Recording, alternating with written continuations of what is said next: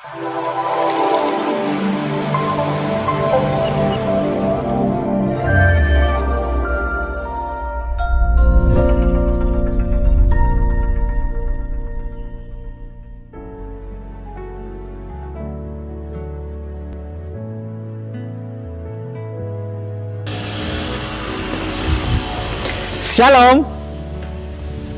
Jumpa kembali dalam acara renungan yang diadakan oleh Bimas Kristen DKI Jakarta. Hari ini saya memberikan renungan buat kita semuanya, tapi sebelumnya mari kita berdoa. Terima kasih Tuhan, hari ini kami mengucap syukur untuk kebenaran firman Tuhan yang akan kami dengar, kiranya menjadi kekuatan, berkat buat kami. Puji Tuhan. Amin. Renungan hari ini mau saya beri judul Sumber Inspirasi.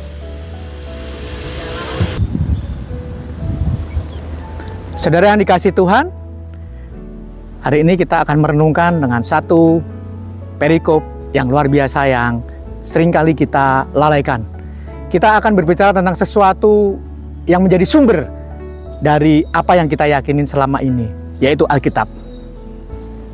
Bapak Ibu yang saudara yang dikasihi Tuhan, saya mau menekankan bahwa sebenarnya ketika kita memiliki sumber sesuatu untuk kita pegang, yaitu Alkitab, itu harusnya benar-benar menjadi sumber. Saya teringat ketika kita berada di suatu tempat, apalagi di pegunungan, jika kita melihat sumber mata air, berarti kita melihat sesuatu yang sangat luar biasa, di mana air itu akan terus muncul tanpa berhenti. Dan air itu adalah sesuatu yang dibutuhkan banyak orang. Hari ini saya mau meyakinkan kita semuanya bahwa ada satu kebenaran yang bisa kita ambil dari sumber inti dari iman kita, yaitu Alkitab. Kita jangan melupakan banyak hal yang telah kita lalui hari-hari ini, bahwa sumber segala sesuatu bisa kita kembali kepada Alkitab kita. Dan hari ini saya mau belajar dari satu ayat yang bisa kita renungkan, yaitu dari 2 Timotius 3 ayat yang ke-16. Demikianlah firman Tuhan. 2 Timotius pasal 3 ayat ke-16. Demikian bunyi firman Tuhan, segala tulisan yang diilhamkan Allah memang bermanfaat untuk mengajar, untuk menyatakan kesalahan, untuk memperbaiki kelakuan, dan untuk mendidik orang dalam kebenaran. Renungan hari ini saya bagi menjadi 3 bagian. Bagian yang pertama adalah Alkitab sebagai sumber pengajaran. Ketika kita belajar tentang satu kata pengajaran atau mengajar, kita biasa teringat dengan sistem sekolah. Di sana ada guru, di sana ada murid.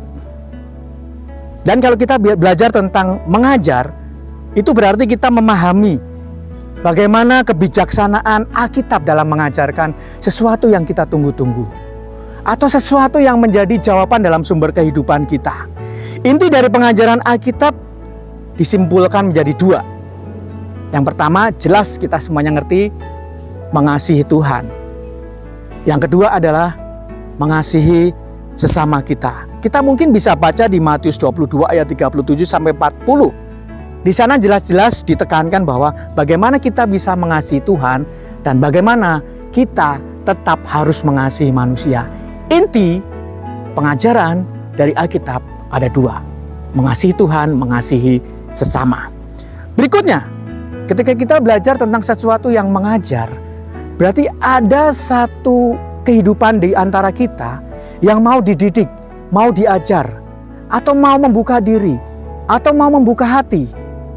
Kecuali kita nggak mau diajar, karena Bapak Ibu Saudara yang kasih Tuhan, Alkitab sungguh-sungguh mengajar. Jadi kita harus mau membuka hati, membuka diri, membuka hidup kita untuk benar-benar Alkitab itu membenahi hidup kita. Ketika Alkitab sebagai sumber pengajaran kita, hal yang kedua yang bisa kita pelajarin adalah Alkitab dapat menyatakan kesalahan kita. Jika kita ingin mengetahui sesuatu yang benar, berarti kita harus mengerti atau memahami yang asli. Ya, ada gambaran mata uang asli dan mata uang palsu. Bagaimana kita bisa mengetahui uang asli, kita bisa membedakannya. Dan kita mengetahui dari mana yang asli, sehingga kita bisa membedakan mana yang palsu atau yang salah. Hari ini kita mengetahui kehidupan kita dari Alkitab. Alkitab itu bisa menyatakan kesalahan kita. Bapak Ibu, mungkin banyak hal yang bisa atau mungkin terjadi dalam kehidupan kita, kesalahan demi kesalahan. Namun Bapak Ibu, saya mau menekankan bahwa setiap kesalahan yang kita lakukan ini mengandung konsekuensi. Jadi, apapun yang hari ini kita lakukan, hari-hari ini yang kita hadapi, jika kita melakukan kesalahan, pasti ada konsekuensi. Poin yang kedua, Bapak Ibu Saudara yang dikasihi Tuhan, adalah Alkitab sebagai sumber tutorial moral. Bapak Ibu, kalau kita bicara moral, kita berbicara tentang kelakuan. Bagaimana Alkitab bisa memperbaiki kelakuan hidup kita. Menuntun untuk hidup yang benar di mata Tuhan. Bukan benar di mata kita, bukan benar sesuai dengan pikiran kita, tetapi benar sesuai dengan firman Tuhan. Seharusnya Alkitab dipakai sebagai panduan moral. Bukan hanya bacaan tiap hari yang kita baca, tetapi firman Tuhan yang menjadi rema buat kita, menuntun kita untuk kita melakukan banyak hal, melakukan kegiatan kita apapun itu sesuai dengan firman Tuhan.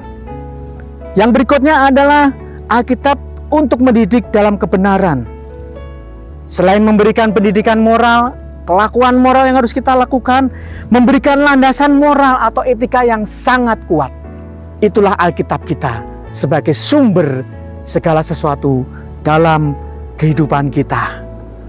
Bapak Ibu yang dikasihi Tuhan, bagaimana kita bisa menerapkan Alkitab sebagai sumber moral kehidupan kita?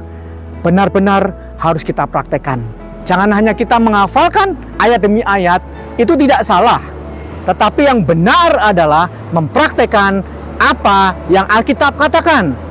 Seperti kita telah pelajari di awal, Alkitab sebagai sumber kehidupan kita. Sumber kelakuan apa yang akan kita lakukan. Benar-benar sebagai sumber, seperti mata air yang menjadi kebutuhan hidup kita. Demikian juga Alkitab menjadi sumber segala sesuatu untuk apa yang kita lakukan. Yang terakhir, yang ketiga Bapak Ibu. Yang ketiga, apa yang dapat kita lakukan? Implikasi dalam kehidupan sehari-hari. Yang pertama Bapak Ibu, mengaplikasikan prinsip-prinsip Alkitab dalam setiap aspek kehidupan kita. Banyak hal yang bisa kita lakukan, masing-masing akan berbeda Bapak Ibu. Tetapi kita bisa menerapkan semua Alkitab kita dalam hidup kita. Rema satu orang dengan orang yang lainnya akan berbeda. Tetapi bagaimana kita bisa menerapkan Alkitab itu dalam kehidupan kita, mengaplikasikannya, dan menjadikan teladan Alkitab untuk hidup kita. Berdasarkan ajaran Alkitab, seharusnya Alkitab itu mendorong, melakukan banyak hal apa yang bisa kita lakukan. Seperti saya katakan tadi, bukan bahan bacaan, tetapi sesuatu yang menjadi rema untuk kita lakukan. Dan setidaknya Alkitab itu harus aktif, ya, bekerja dalam kehidupan kita. Jangan pasif, jangan sekedar dibaca setiap pagi, direnungkan setiap pagi, tetapi dilakukan. Ya, ketika kita mengikuti sebuah komunitas pendeta-pendeta atau mengikuti komunitas orang Kristen, tiap hari kita mendapatkan banyak renungan. Ya, bahkan kita mendapatkan renungan lebih dari satu, bisa juga lebih dari 2 atau lebih dari 3. Tetapi apakah itu bisa membuat hidup kita lebih baik di hadapan Tuhan? Jadi firman Tuhan harus dilakukan dengan aktif. Yang terlebih, biarlah menjadikan teladan. Mari kita terus melakukan yang terbaik buat Tuhan. Jadikan sungguh-sungguh Alkitab itu sebagai sumber kehidupan kita. Sumber teladan kita. Seperti Yesus melakukan apa yang dia perkatakan. Satu hal yang saya catat dari kehidupan Yesus. Yesus tidak bersalah.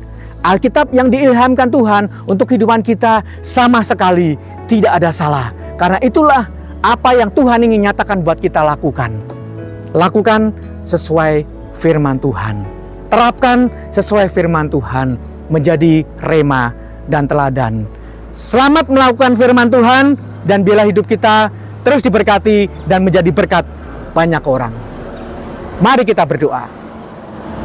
Mengucap syukur buat firman Tuhan yang kami dengarkan, yang kami pelajari untuk hidup kita. Kiranya menjadi rema, menjadi kekuatan, menjadi pendorong untuk kami bisa melakukan apa yang sumber kehidupan ini miliki melalui pengajaran-pengajaran yang Alkitab berikan. Kiranya Tuhan Yesus memberkati kita semuanya, dan biarlah kita semuanya berdampak bagi banyak orang. Terima kasih Tuhan. Amin. Bersama saya, Purwadi, penyuluh agama Kristen DKI Jakarta, selamat menyaksikan, dan kiranya kita diberkati dengan channel ini. Tuhan Yesus memberkati.